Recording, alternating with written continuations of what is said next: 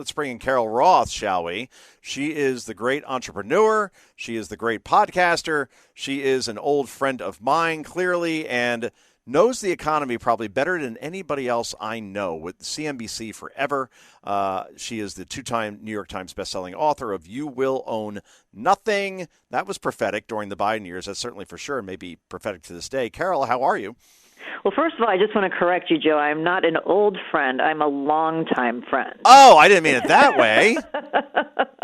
We just have to put it out there. We're longtime friends. We've known each other since we were babies. Right. We're still babies, right? I don't think 34 is old. I No. think to a 24-year-old, 34 is old, but not. Sure. So that's the way it goes. No one could have hair like you unless you're in your 30s. That's certainly for sure. So bravo to Carol Roth. What did you do for New Year's Eve, by the way? So, I am in downtown Chicago, and I am on the north bank of the river. Beautiful. And so we had 2 sets of fireworks because this is the first year that we were part of the Dick Clark New Year's Rockin' Eve. So we had the river fireworks and the Navy Pier fireworks.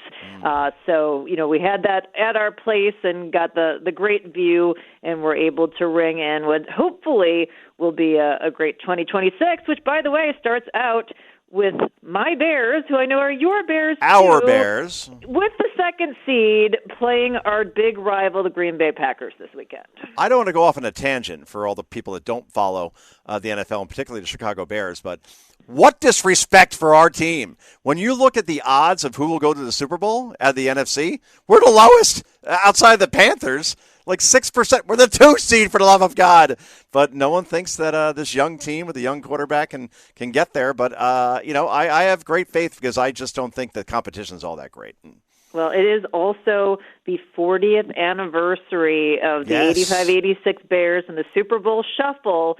So if you really think that the NFL is scripted, if the Bears and the Patriots end up in the Super Bowl, that's how you'll know. We'll uncover this conspiracy by the time the Super Bowl hits. 46-10 back in 1986 at the New Orleans Super Bowl, of course. Didn't give Walter the ball at the goal line. Again, we could go off on tangents. That's fine. We shall see. It's going to be fun. It's going to be a great weekend. You got the college football playoffs Thursday and Friday, Miami and Ole Miss, I believe, on Thursday, Indiana, Oregon, which is a long-time Big Ten rivalry, as we know. It's like 3 years, but fine. That's Friday. And then the wild card games on Saturday, including the Bears on Saturday night, 8 p.m. Eastern time. Sunday, more games. Monday, more games. My wife's not going to like me at the end of all this, but look, it's a fun time of year. But I want to talk about the economy of 2025. I know you weren't crazy about the tariffs that were that whole war started on Liberation Day, April 2nd. The stock market has gone gangbusters since. Do you see any pitfalls as far as 2026 where the ugly side of tariffs come out, or are you sold more that this may have been the right strategy?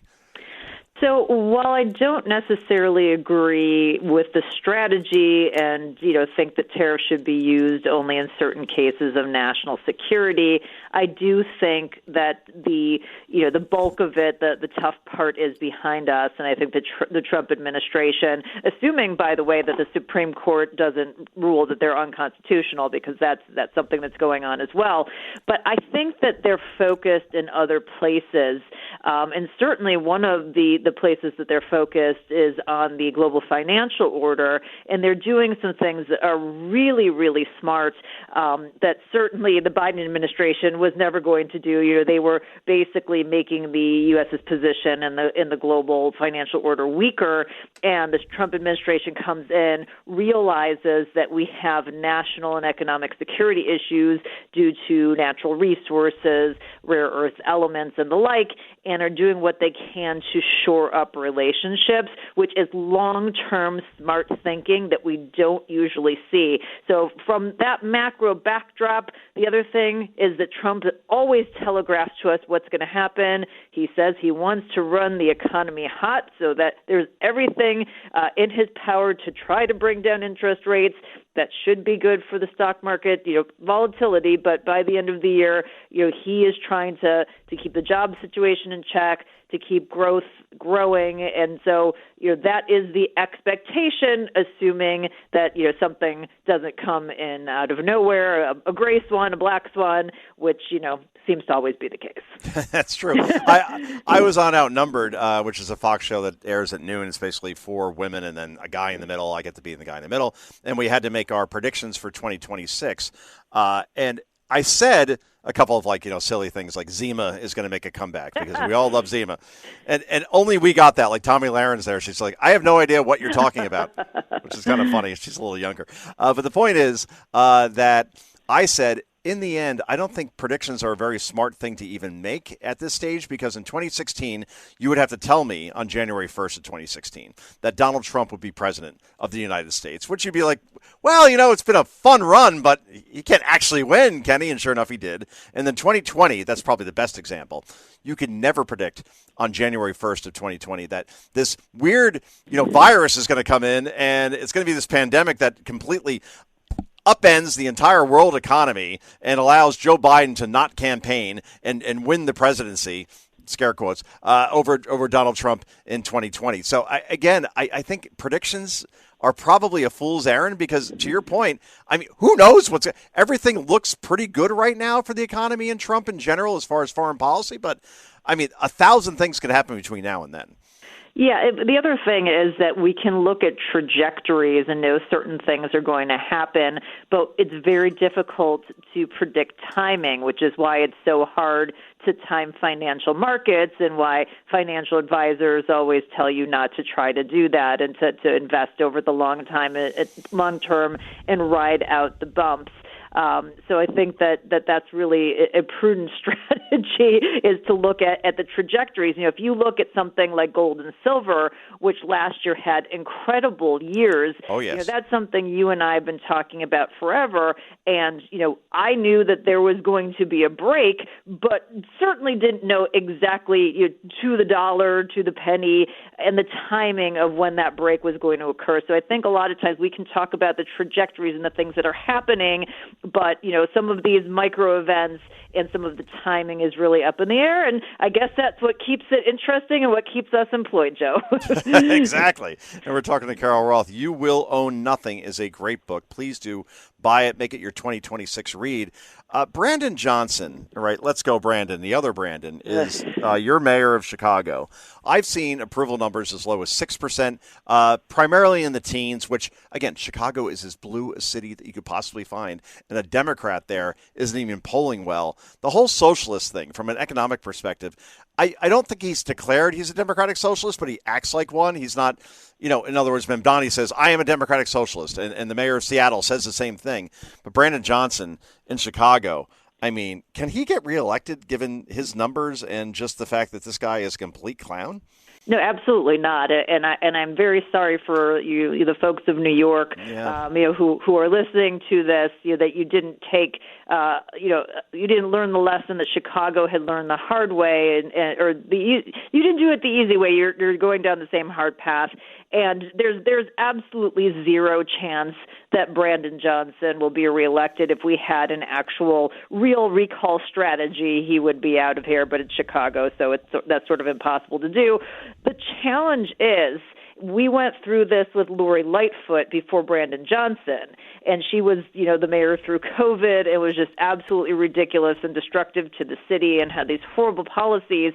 And we said, we need to get rid of her. You have to be really specific. It's not just get rid of them. It's get somebody better, get somebody with some acumen. If I would have told you, 10 or 15 years ago that, we would all beg for Rahm Emanuel to come back and run the city, you would say, what are you smoking, Carol? But that's the reality that we're in, is that the idea of somebody who was moderate, 15 or 20 years ago is far right now. And common sense needs to prevail. And unfortunately, what these folks are doing is they're running the people who are wealthy and have mobile capital out of the city and out of these jurisdictions, and that means that the middle and working class are having to pay more and more. And life is even less affordable for them. So it's really a huge crisis.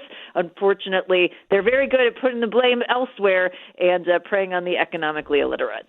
So why do you think, Carol, so many liberals in blue cities embrace socialism? In other words, I know it's a lot of younger people, perhaps, and maybe they don't know about the Soviet Union or Cuba, Venezuela, because they simply don't, educate themselves on it. But what attracts people to? So I get the free stuff, but I got to think these people are smart. A lot of them are college-educated people.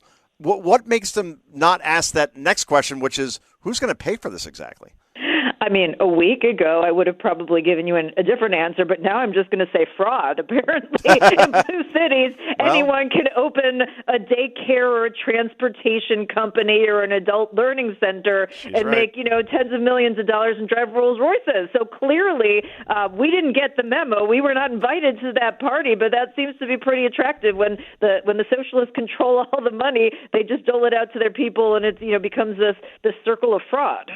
Wow. I mean, and north of you in Minneapolis, obviously, Carol, from Chicago, is goofy Tim Walz, who is not going to seek a third term.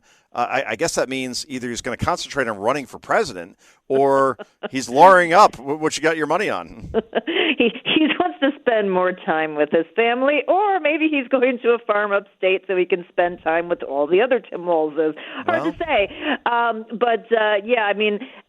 There's, the common sense, American patriot part of me that says, people need to be accountable for their actions.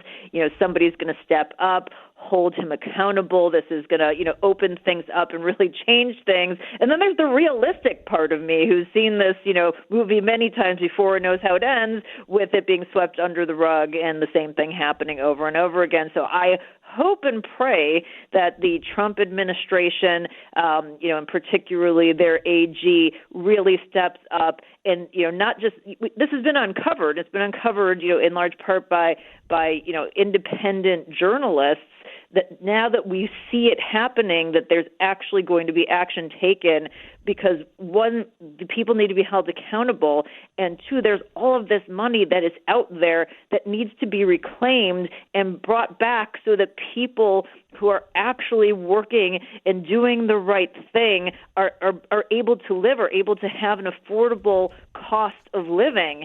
And all of this fraud, I mean, I saw a post from Elon Musk, I think it was earlier today. I mean, he's estimating that, at all the different levels, this could be, close to $750 billion per year at every level. I mean, and that is substantial in terms of what that does to cost of living and, of course, to our national debt as well, which is all related and circular. So this is the crisis that is facing our nation now, and there needs to be accountability. Indeed. And we're talking to Carol Roth, and I cannot end this interview without it being on a lighter note. Obviously, we know our pop culture stuff better than anybody, so I'm going to lay this on you without any practice, any heads up beforehand. No. I'm sure you could reel these off. Your top 5 movies of all time. Okay, so we've got to have The Godfather. That's got one. to have Goodfellas. You've got to have Trading Places. Whoa! Got to have probably 16 Candles and Ferris Bueller's Day Off. So you kind of got the Godfather mafia genre. Got to have the humor genre, and then Eddie Murphy is in a class of his own. You could add Coming to America in there as sort of like a consolation prize. Gotcha. Other receiving votes, as they do in college football. So you rank, if I'm reading this correctly, Godfather over Goodfellas. I do. I think it's I go backwards on that one. It's a more complete movie. It establishes the genre. It's a story about a family business. And the problem that I have with Goodfellas, as much as I love that movie and can consume it, is it kind of goes off the rail at the 11th hour. When you start dealing the coke with the babysitter and running back and forth. The lucky hat, helicopters. You kind of turned it off there. And so, yeah. It goes on for a while, right? And then he gets into witness protection, and I hear you. Yeah, so you want the old school gangster stuff, and then by the time we get to the 80s, it's just not that interesting. Right, but that's still, true. It's still top 5 favorite movies. It's amazing, but if we're saying like a complete movie, it's just not The Godfather. I just never understood why Henry got so mad. Maybe he was paranoid at that point or high. But Karen, she had no choice but to flush the Coke down the toilet. Yeah. The feds are all over the house. Yeah, there's no hiding that. I think there was a lot of rational decision-making going on there. Yeah, it's a very, very good point. Lorraine Bracco, which is – it's amazing because now it's 2026. That movie is 36 years old. That's incredible. And, by the way, just a little trivia here. Do you know that she read actually for the wife Carmela in The Sopranos and decided that she didn't want that part because it was too close to the Karen part, and so that's why she decided to go for Dr. Melfi. That was smart, going for Melfi. I think, you're right, because I would have been like, I'm confused. Are you Karen? Are you Carmela? And then obviously who they went with, what's her name again?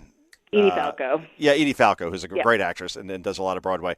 That turned out to be the better choice. Trading Places is very interesting because when we think Eddie Murphy, you think Beverly Hills Cop. You think, obviously, you said Coming to America. Correct. And I'm thinking of 48 Hours is obviously very good as well. So he turned down the Ernie Hudson part in Ghostbusters, which was a good idea because that wasn't much of a part. You know what I mean? Yeah. Bill Murray got every line in that movie. I mean, he had. I haven't seen the documentary yet, which I really need to because I'm an Eddie Murphy huge fan. Back in the day, one of the greatest of all time. Yeah. But you have to, when you're in that industry, you make trade-offs based on timing, based on what you think is going to be right for your career. And certainly, he's made a lot of really great choices. Although Beverly Hills Cop, the stand-up performance there is Bronson Pinchot as Serge in the art gallery. Which, if you haven't seen that scene in a while, go pull it up on YouTube, and it will just 2 or 3 minutes crack you up. All improv, by the way. Get the fuck! No, not serious. No, I hear you. We could do that all day. That's great. All I know is Die Hard's in my top 10. I don't know if it's top 5. Well, it's our Christmas tradition is that we watch Die Hard and we watch Trading Places every Christmas, as we did for the 2025 Christmas season. Precisely, but they were looking at Burt Reynolds for John McClane. Yeah, they were looking at Tom Selleck. They were going to go a little older. I think I heard something like Clint Eastwood, too. Something somebody older like that, which is amazing when you hear these potential casting choices, and then the person who plays it absolutely perfectly, you just can't imagine anyone else. Right, exactly. If you were talking about Shawshank, which is my number 1, you can never have anybody but Morgan Freeman in that role as Red. It just can't. And now he has made an entire career of narrating things since because of the narration in that movie. Yeah, that's true. You're right. Yes, Clint Eastwood, I just did AI, I got to admit, was considered an approach to play John McClane in Die Hard, but turned it down, reported because he didn't get the gags or the humor in the script. That's very interesting. I don't make things up when I come on your show. I come here with really deep researched pop culture history, Joe.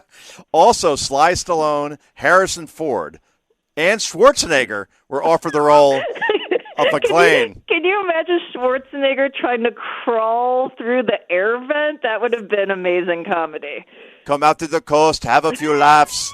That wouldn't work, would it? And by the way, different movie. Hans is German and Arnold's Austrian, right?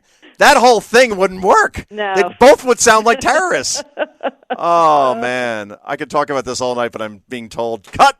Break, Joe. Go already. So, Carol, great conversation as always. I appreciate you joining on short notice, and we will have you back again on the Joe Concha Show soon. I look forward to it.